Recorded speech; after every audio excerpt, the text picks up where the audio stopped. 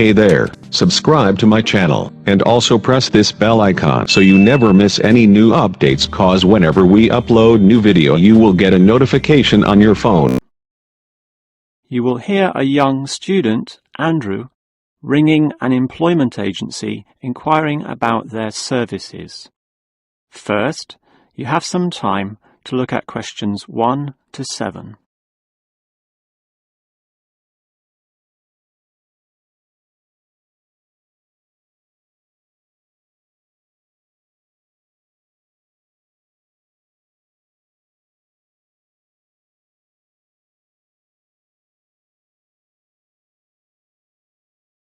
You will see that there is an example that has been done for you. On this occasion only, the conversation relating to this will be played first. Hello, is this the AAA employment agency? Yes. Hi, I rang before. My name's Andrew Peterson. I rang you earlier and gave you my personal details. The student's name is Andrew Peterson, so Peterson has been written in the space. Now we shall begin. You should answer the questions as you listen, because you will not hear the recording a second time. Now listen carefully and answer questions 1 to 7. Hello, is this the AAA employment agency? Yes. Hi, I rang before. My name's Andrew Peterson. I rang you earlier and gave you my personal details. If you remember, I'm that student looking for work during the summer holidays. Oh, sure. Actually, I have your file right here. But we still need to add some further information. Yeah, that's what they told me, and that's why I'm ringing. What do you need to know? Well, we have to know your main level of education. It's a degree, I suppose. Yes, but I'm still doing it in engineering. It's quite interesting. Some of my friends are studying computing, though, so I'm interested in that also. Well, I'll just write in your main degree subject, engineering. We usually have a demand in computing, though. Have you worked with computers before? No, I just do some programming for fun at the university, but I almost got a job as a computer designer once. Actually, the only job I've ever had was as a car salesman, believe it or not. Well, at least you've had experience dealing with customers. What about hobbies, though? Sometimes they can help develop useful skills. In my free time I don't do much, mostly study. I play chess occasionally at the university chess club. That's right next to the tennis courts, but I'm not interested in that. Chess helps develop analytical skills, so I'll put that down. Of course, it's your main skills that employers want to know about. What would you say they are?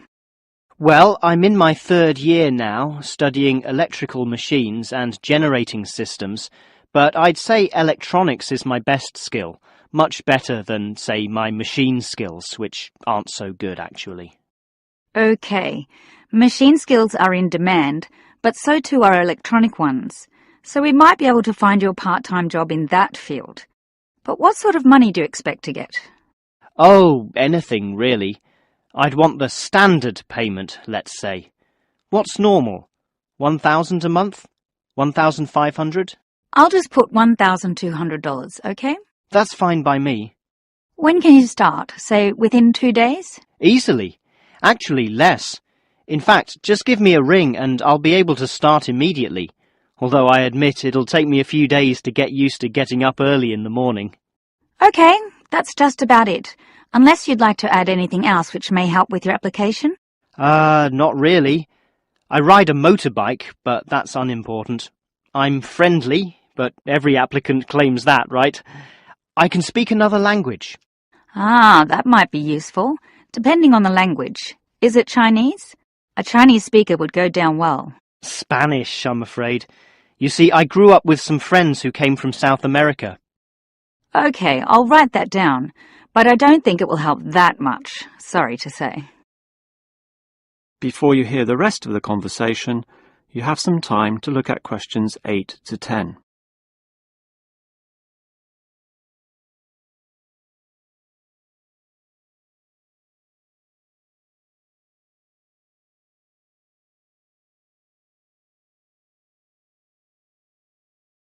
Now listen and answer questions 8 to 10.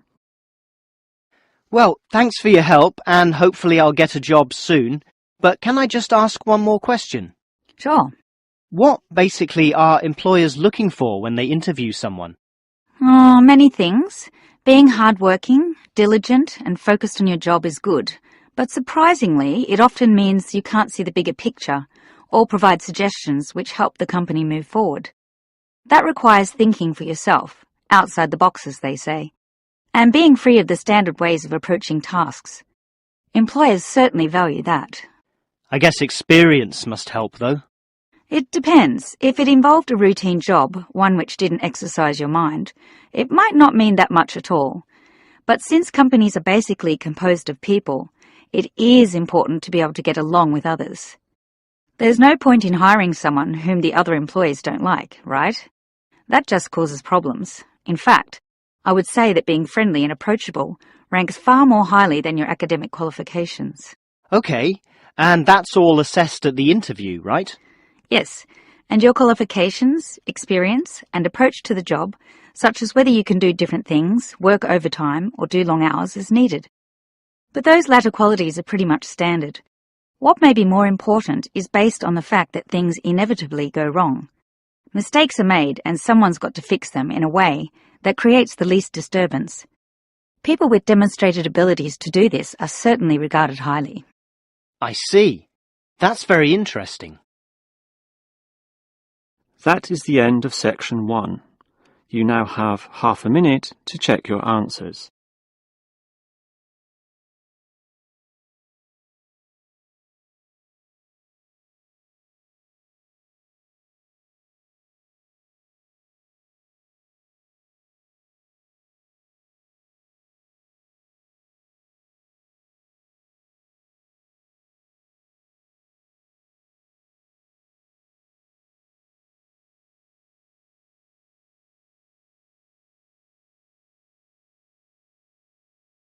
Section 2. You will hear the manager of a fitness centre giving information about the centre to some new customers. First, you have some time to look at questions 11 to 15.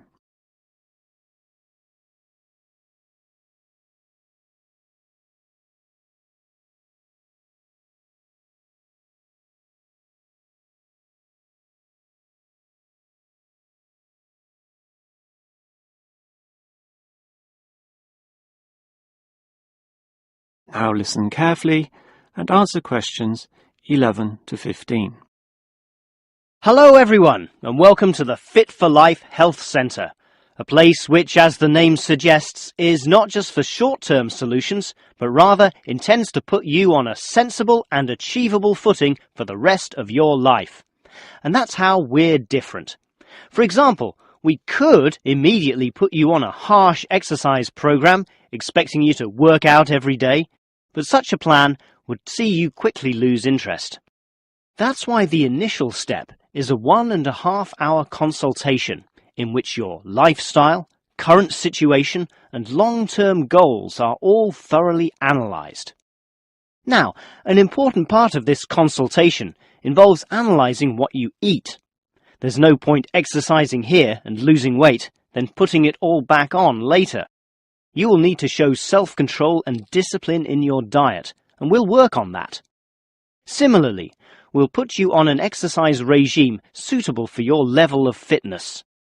So that will involve a test where we will take you through some activities, then measure your heart rate and blood pressure to determine how fit you are.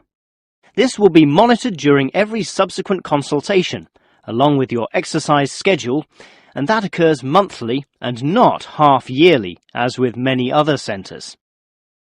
As to our actual exercise machines and programs, you will have to decide whether it is muscle mass, stamina, or general fitness that you want to develop. Think about which of these 3 you want to target, and we'll design a specific program for you. But remember, bulging muscles aren't necessarily suitable for everyone. Sometimes it's better to think in terms of 2 simple concepts: muscle definition and stamina, or, if you are female, being fit and healthy, in both mind and body. Before you hear the rest of the talk, you have some time to look at questions 16 to 20.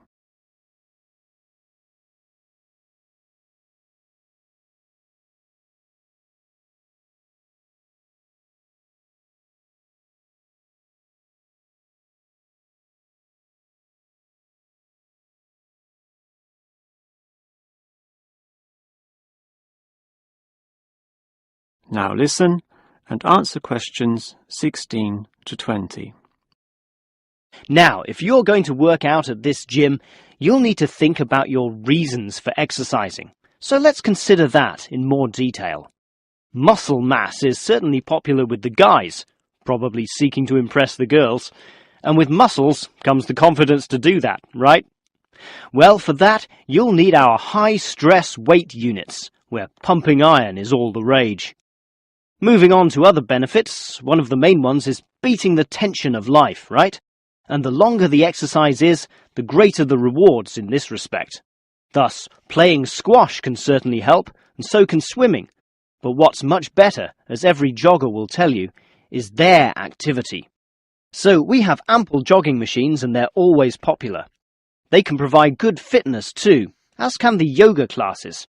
However, again, let's not forget playing squash, which I would say is the optimum way to improve your general well-being. Such an active, energetic game, plus the competitive element, drives you forward into high levels of health and fitness. These, of course, are the ultimate purposes of being here, but remember, the centre is full of like-minded people, all of whom are interesting to meet and valuable sources of information. The yoga classes have a pre- and post-meeting session, so you'll certainly meet others there, although they'll all be yoga enthusiasts, which limits the range somewhat. But whether doing yoga, swimming or exercising, everyone showers, right? So those facilities are where you'll hear all sorts of interesting conversations and really get to know people. Not like the front desk area, which is mostly empty as patrons go immediately inside to do their exercise. Of course, the front desk can answer all your questions and has information brochures and such like, but for knowing more about a greater variety of subjects and community concerns, look at the notice board in the yoga studio, where there's a huge array of papers, leaflets and articles, all for you to read and consider.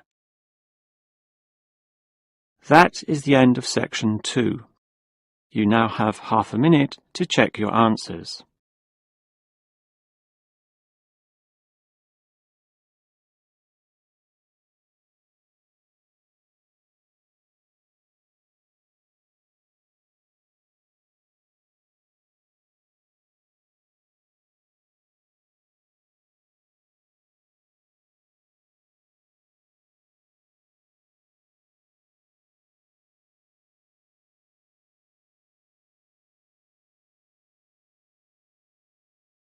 Section 3.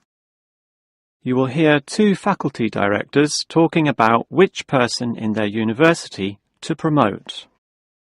First, you have some time to look at questions 21 to 25.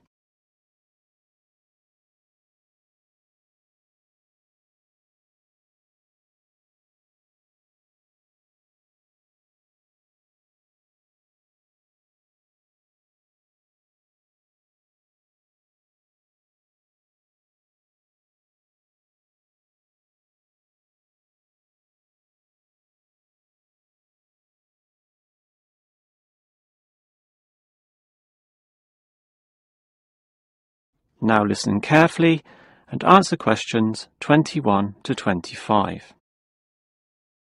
Okay, we've got to decide who to promote to leading education officer.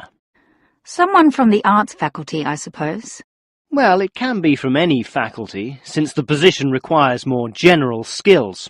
Handling personnel, settling disputes and motivating them to focus on the task. It was the last position which involved computer knowledge, not this one.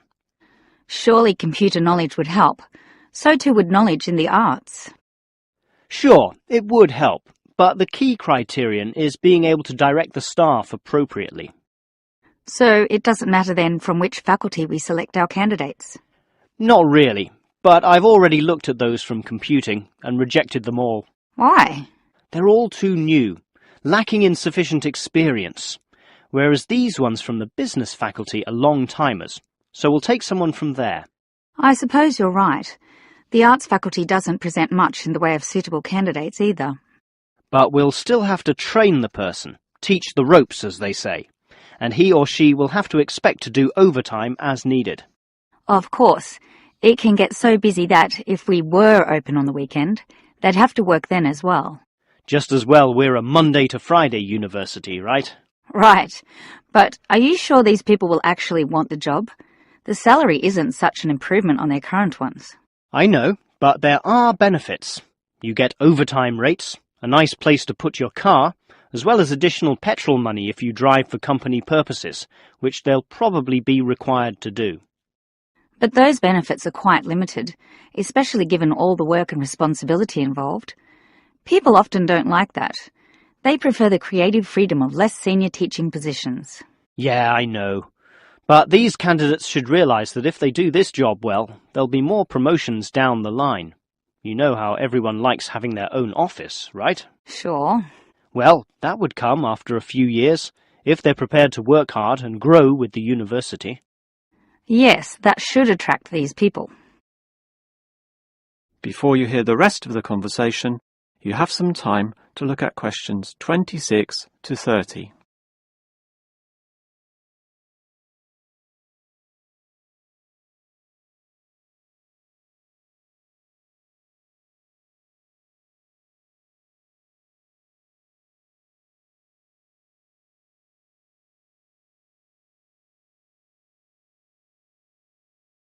Now listen and answer questions 26 to 30.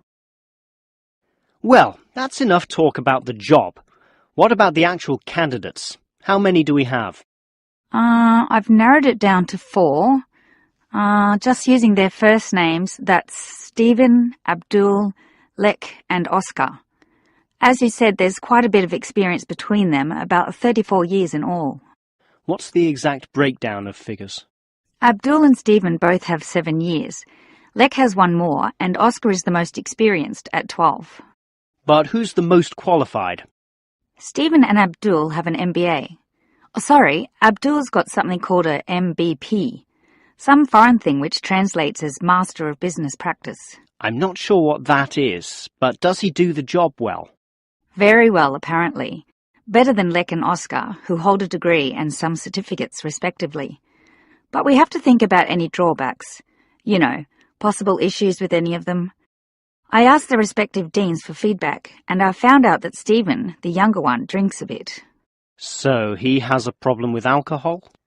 No, he never drinks to excess, but at the bar he's often expressed his intention of moving on, of teaching abroad. Ah, he's not stable. Not stable at all, apparently.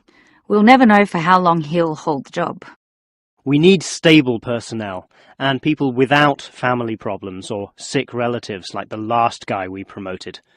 What about Abdul, then? Will he do? He might do, except his English language ability is limited. It's functional, but a bit broken, and meaning is sometimes lost. That's not the problem with the next candidate, Lek, who has good language ability, but this job involves handling people, and his dean says Lek's attitude is bad. In what way? His manners are okay, and he's interested in his job, but he believes there should always be adequate leisure in life. He definitely won't work overtime and complains a lot already about his job. But this last candidate, Oscar, is probably not the right one either. Why not? Not another problem with language. His first language isn't English, but he speaks it well enough. He's stable with a good attitude, but his age is the problem. Age is not a problem. That would be ageism, and I don't believe in that. But with his age comes health problems as well, and serious ones at that. Oh, that might be an issue then. That is the end of section 3. You now have half a minute to check your answers.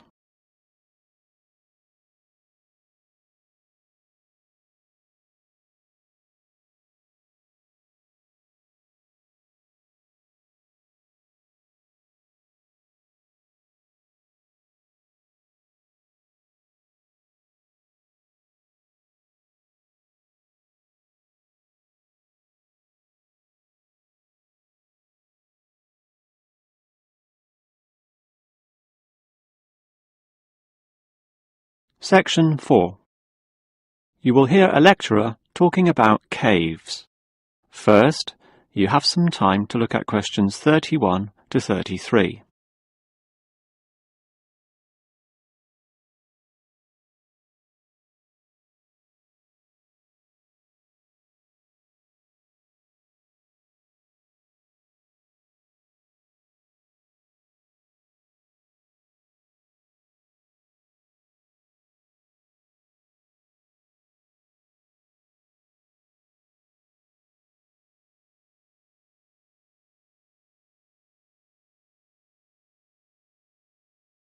Now listen carefully and answer questions 31 to 33. If there is one natural feature which has long fascinated man, it is caves, those natural underground spaces into which people can enter. No known cave in the world can exist without it being extensively explored. Whether it be in remote areas, such as the Clearwater Cave in Borneo, or immensely long and difficult, such as Mammoth Cave in America.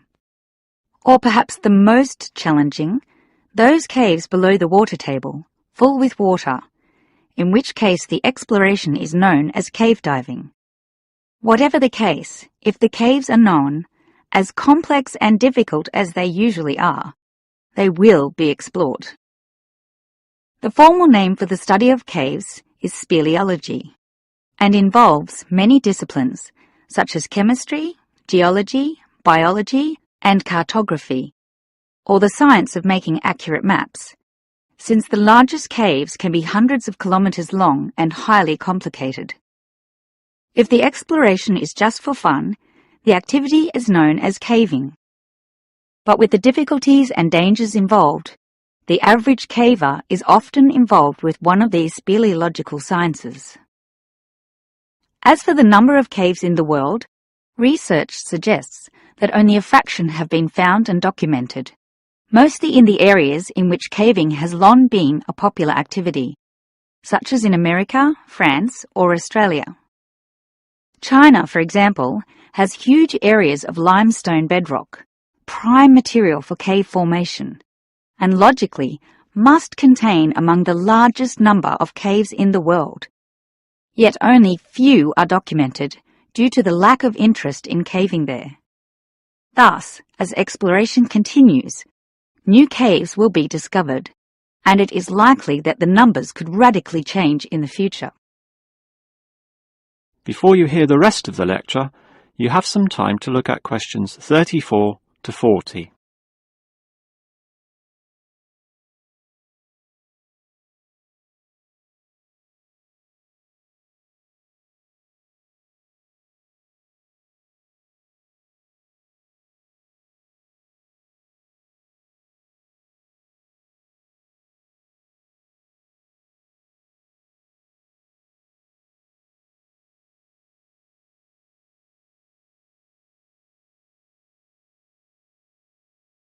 Now listen and answer questions 34 to 40.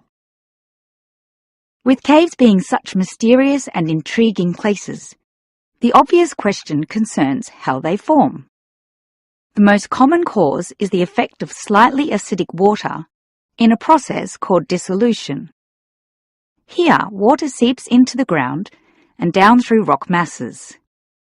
If this rock is soluble, the water dissolves some of it, and over time, the passage expands to become a cave or cave system. The largest and most common of these involves limestone, although other materials are possible, including gypsum, marble, and even salt. Now, if the cave is formed at the same time as the rock, it is called a primary cave, and the most common of these are lava tubes.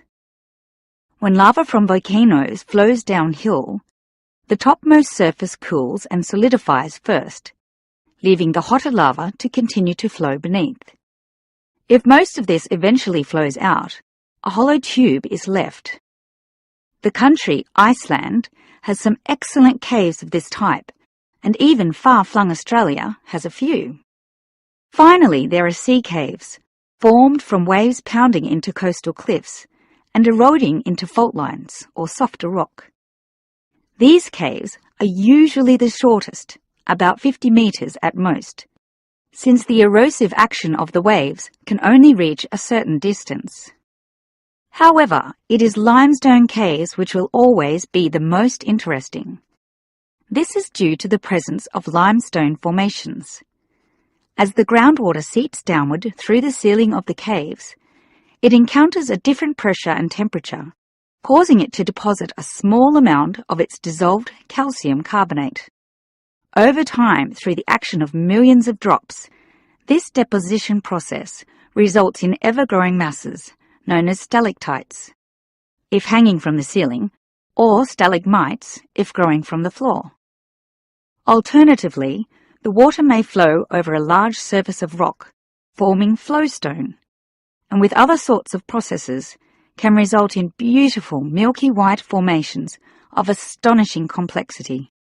One of the best examples of this, as well as of what surprising discoveries may yet await, is the Lechuguilla Cave in New Mexico. In the 1950s, some cavers heard the sound of wind underneath some large boulders on the cave floor, a clear sign of a deeper passageway. It took until 1984 for a group of cavers to gain permission to start digging, and 2 years later, in 1986, they broke through into a walkable passageway, unlocking one of the longest cave systems in the world, the deepest in America, and some of the most beautiful formations ever found. Unusually, many of these were yellow with sulfur, suggesting that the caves were a result of hydrogen sulfide from nearby oil deposits. This was forced through fracture lines, combining with existing groundwater to form sulfuric acid, dissolving the limestone from the bottom up instead of the normal top-down seepage which characterizes most limestone cave formations.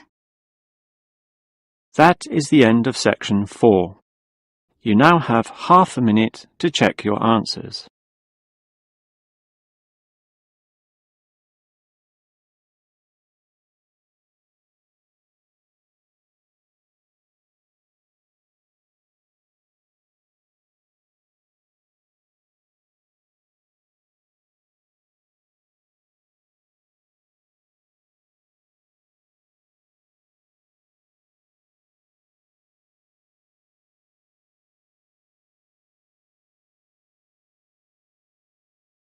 That is the end of the listening test.